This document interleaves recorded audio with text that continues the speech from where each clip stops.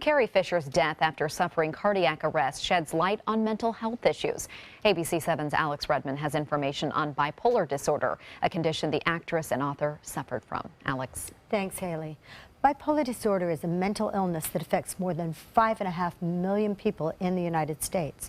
And the chemical imbalance doesn't discriminate. It affects men, women, and all races, ethnic groups, and social classes. Most of us cannot imagine living like this.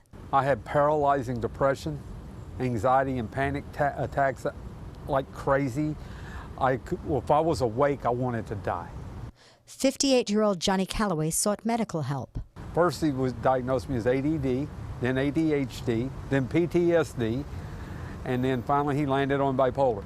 Forensic psychologist Dr. Eddie Renier says bipolar disorder is a chemical imbalance. The way you know it is that someone who is happy one day, the next day or a week later depressed and want to die, and then they're happy again, they want to party.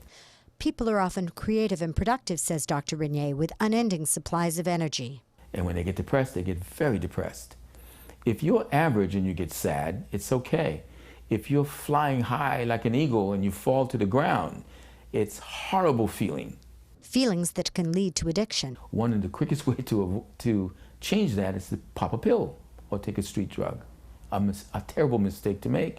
Lead-ins, aside from my family life, that led me into my addiction was self-medication. First time I got drunk, all the craziness that was going on in my head subsided. There were no boundaries.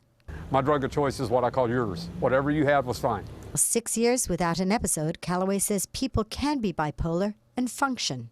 Most people that know me would never guess today that I'm bipolar. But I take my medication and I do my personal work to keep my mind straight. Calloway was so compelled by the fact that he's living a healthy lifestyle with hope that he's written a book to offer hope to others as well. It's called Dragons to Butterflies. The root of all my addictions, because I've been addicted to everything, was the addiction to negative thinking. I had to stop that. Dr. Renier says there is effective treatment for bipolar disorder, including medication management from a medical professional and living a healthy lifestyle. You can live with bipolar disorder and you can benefit from its advantages, unending energy, happiness. You can benefit from those things. And if you'd like to catch up with Calloway, he has a couple of book signings coming up in January. One is at Barnes & Noble in Sarasota, and we'll have details at mysuncoast.com. You can just click on health. And Alex, what's the biggest reason that people with bipolar disorder don't seek help? Unfortunately, it is stigma. It's the stigma that's attached to the disease. And it is a mental illness. It's a disease like anything else, like cancer, like heart disease. So the more that we talk about it, the more people will feel comfortable talking about it and seeking help, which is so greatly needed. And you can live a good life. Calloway's living proof of that. Yeah, he definitely is. Writing a book and helping others, that's amazing. Thank you, Alex.